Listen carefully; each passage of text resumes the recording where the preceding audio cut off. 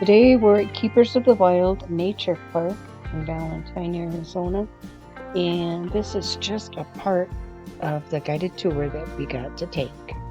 Any of our animals, all the animals that you're going to see on tour today are rescues. We do rehabilitate and release whenever it's possible. It's usually only possible with our native birds. Those are the birds we're going to be seeing in the first habitats that we go by. Although we don't have any rehab birds today, we have all of our birds that you're going to see are permanent residents. So, habitats we have are our raven habitat. We first have, this is Alice and Poe. So they are a male and female bonded pair, and they are working on building up their nest right now. So you'll see that they have like a little bedding in their beak. And in that back wooden box, they're building up their nest, and they're going to start laying eggs for us. So the thing is, because we're a sanctuary, we don't breed. So all of our animals that are in with a partner are either spayed or neutered to prevent breeding. That's not really necessary with birds. I don't even know if it's possible with birds. But we just take the eggs from them every spring, and we give them to the raccoons, and raccoons will eat it. So the eggs aren't like, there's no live babies in it. They're freshly laid. Yeah, so it's not like we're hurting anything, but also we can't allow them to breed, and it's just not practical to be breeding ravens in captivity. Right here in the middle we have Hawkeye. This is a Swainson's hawk, which is local to Arizona, up on the branch back there. This is Snickers. Snickers is the one with black spots. Snowy is the one with all white spots. And they do have this entire hillside habitat if you look all the way at the top. And that's really good for them because in the wild they would be running down hills, up and down mountains, and they can climb and scale these rocks with no problem. It's very scary to see them come down so quickly. Brutus actually came to us. I don't know if you guys have heard of it. I'm sure you have. It's pretty popular. Have you guys heard of the Tiger King?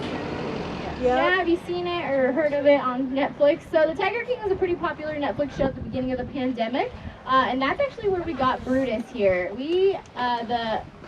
There was a federal seizure in Oklahoma a few months back, last May actually, so almost a year ago. I can't believe it. Just a second, but so you can get a better view of the black bears. And we have our 4-pack habitat. But next on this side, on the passenger side, we'll be feeding Ruckus, who is soaking wet. Why are you wet? Were you in your water bowl again? So they will fully get in their water dishes. And then now we're gonna see, we're gonna pull forward, and Apollo usually plays with his ball, sorry. Here you go.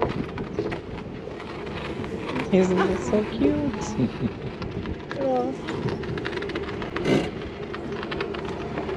So Ruckus and Apollo are brothers. They do have a third brother named Hercules who lives at the other end of the park. We'll see him a little bit later. These 3 boys came to us from the photo opportunity business, and they actually came to us when they were about 6 months old, so that's pretty young. They were pretty small, and originally they did live together. Naturally, these 3 boys, after becoming about 2 or 3 years old, no longer wanted to live together. They were getting pretty aggressive with one another, and it was just time for us to separate them. But you will see later on in the park that there are siblings that get along just well, just like perfectly fine. So it really is up to the cats, up to their personality types. These are 3 males that were not neutered, so of course naturally that testosterone and those adult hormones were telling them to separate. So that's just natural to them, and if they're acting that way, then we can go ahead and give them their own habitats. In Colorado, and a lady was breeding them. And they're dogs of some sort? They're related to the dingo, so they are technically the rarest species of wild dog. But they come from Papua New Guinea, which is an island just next to Australia. So they are directly related to the dingo, but they're not found in Australia like the dingo is. And they're a bit smaller than the dingo as well. So there's actually 5 black bears that share this habitat, but the female is the oldest bear, and she doesn't really like the boys, so we actually leave her inside during the day and let her out at night. Oh, that's a black bear too? Yep, but he's young. He's immature. So he has the black bear babies have brown coats until they mature, and then they'll turn black. So the 2 boys right in front of us are Bucky and Brock, twin brothers. Cindy Bear, the oldest female, is actually their mom. So they are twins. We can tell. Now we have our Serengeti, which is full of our many emu. I honestly lost track of how many we have because we've actually taken in quite a few over this past year. So we have lots of emu. People always want them as pets. They think they're cool, or they farm them for their meat or for their feathers. But then it doesn't really work out. We have mule deer, which are the gray deer that you see in there, and we have the all-white one, which is an albino fallow deer. And on the passenger side, we're going to be feeding the 4-pack next. So you'll see Moses, Malachi, Marilyn, and Millie going to be eating at these tubes over here. So we'll see this first. This is gonna be good. Alright, so pretty cool. how this works for feeding 4 tigers with 2 tubes is When you always get back tricky. over to what she's The talking males about. eat first, usually. There is a pecking order in every group of animals that you'll see ever. So Moses, being the largest male and the most confident male, is the dominant male, and he's the one at the far right tube right now. Usually he will stay at that far right tube and he will kind of claim it as his own, but this is still a new habitat to them and they are a bit confused about their order, so it just depends on how they're feeling today. So they're all nice and friendly to each other until food comes down the tube, and we'll see that in just a second. So, okay, looks like Moses is going to the far right tube. Malachi just got his turkey at our tube. And then Moses took his turkey there, and here comes Millie. This is so cool to see. Beautifully.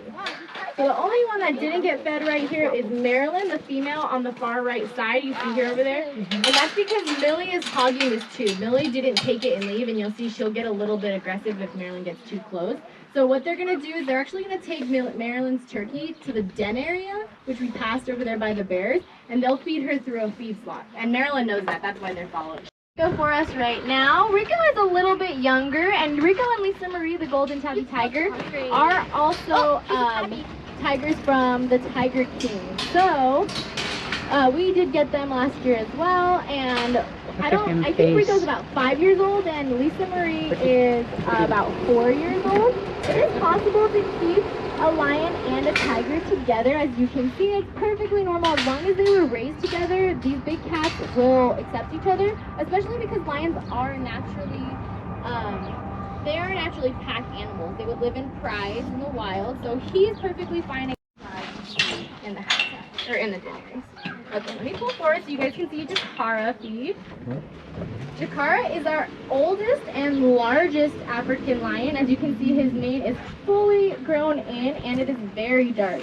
He's pretty sweet. You hear him? Kind of surprises me that he just lays down right there and eats and doesn't take off and go with it. So usually he's actually a lot more talkative than that, but I think he's in a good mood today. So Jakara, Thor, isn't he beautiful? So Thor and him are not related, but they are like friends. They were raised together, so we were able to keep them together, obviously as adults.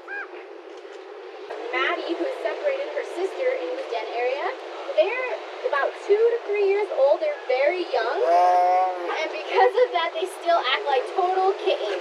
So they're very jumpy, very playful, very talkative, very feisty. Go ahead. And we can tell these two apart. Well, we can tell all of our cats apart from one another. So Maddie and Chopper, again, are sisters, but they look completely different, and they have different personalities. So Maddie here is a lot darker. She's very vocal. She eats a lot more. And that is our stripe pattern, and that's one of the ways they can be identified as individuals in the wild. So you see, we don't want to get too close to those feeding slots because they can reach through, so we just toss them in there and they'll do the rest of it. And then next we'll be feeding Thor. Group of people around, gets really aggressive.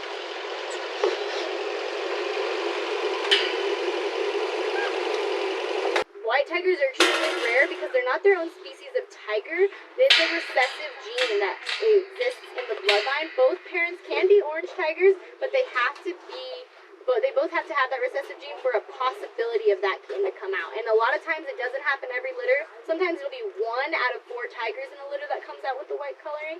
And unfortunately, when breeders realize that these cats have that recessive gene, they'll keep the cat and they'll breed and breed and breed. Yeah, they'll breed over and over, and it'll exhaust the cat, so they'll pass away. So there's one in the hammock over there, which I don't know if you guys noticed, but all the hammocks in the park, whether it's for a bear, a tiger, or a monkey, they're all made out of donated fire hoses. So that's, yeah, here, let me pull. Max. Hi, Maxie. Max. Hi, Max. It's okay. That's really funny. Roscoe. Roscoe's funny.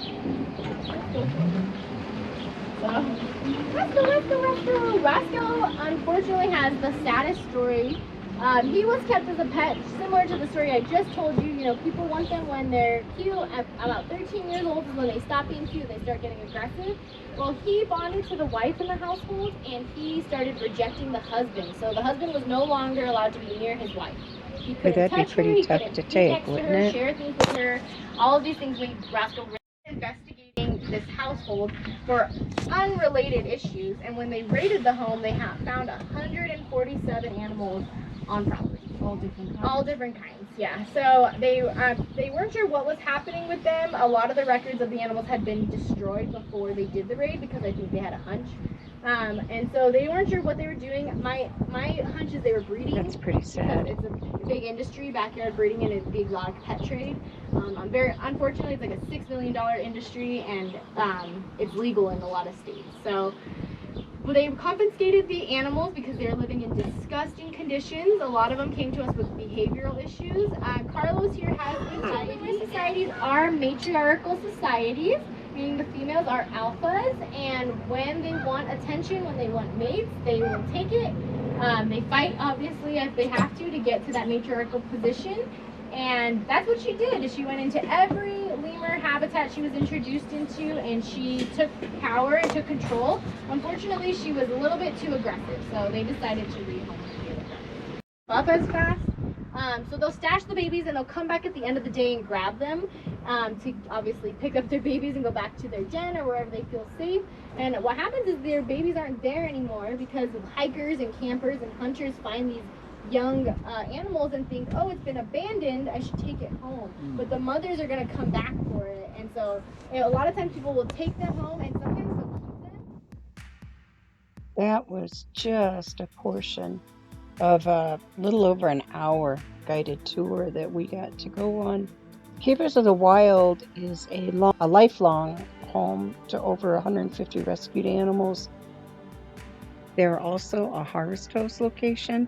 So if you are a member, you might want to check this place out. You can definitely hear the wildlife most of the evening. It's pretty cool. Thanks so much for watching, guys. We do hope you're enjoying sharing our travels with us. And don't forget that thumbs up button and subscribe. Have a great day, everybody.